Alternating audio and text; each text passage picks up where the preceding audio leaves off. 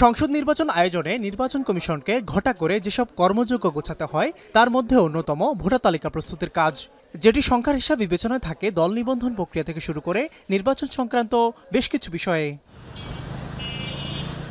নির্বাচন কমিশন নিয়মমাফিক বছরের শুরুতে ভোটার তালিকা প্রকাশ করলেও গণঅভ্যুত্থান পরবর্তী ত্রয়োদশ জাতীয় সংসদ নির্বাচন ঘিরে ভোটার তালিকা আইনে পরিবর্তন আনা হয়েছে। এতে ৩ ধাপে ভোটার তালিকা প্রস্তুত শেষে দেশে এই মুহূর্তে মোট ভোটার ১২,৭৬,১২,০০০-এর বেশি, যেখানে ১ সেপ্টেম্বর থেকে ৩১ অক্টোবর পর্যন্ত বিগত ২ মাসে ১৩,০৪,০০০-এর বেশি ভোটার বেড়েছে বলে জানায় ইসি। সব ধরনের দাবি আপত্তি শেষে ১৮ নভেম্বর চূড়ান্ত ভোটার তালিকা প্রকাশের কথা জানান ইসি সচিব আক্তার আহমেদ। বাংলাদেশের ভোটারের সংখ্যা হচ্ছে ১২,৭৬,১২,৩৮৪। প্রবাসীদের পোস্টাল ব্যালটে ভোটের রেজিস্ট্রেশন অ্যাপস ১৬ নভেম্বর চালুর কথা জানান তিনি।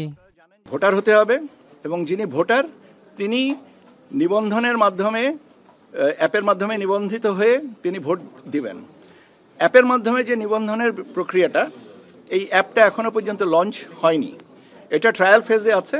আমাদের চেষ্টা যে আগামী ১৬ নভেম্বর যেন আমরা এটাকে লঞ্চ করতে পারি।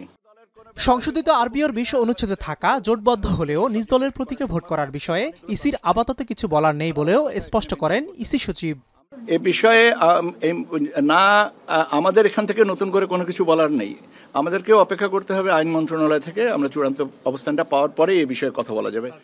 ব্রিফিং থেকে রাজনৈতিক দল নিবন্ধন চলতি সপ্তাহে চূড়ান্তের কথা বলছে ইসি। এ সময় নির্বাচন সংক্রান্ত বিষয়গুলো সময়মতো পরিচালনার কথাও স্পষ্ট করা হয়। মিয়া আমিরুল, এখন, ঢাকা।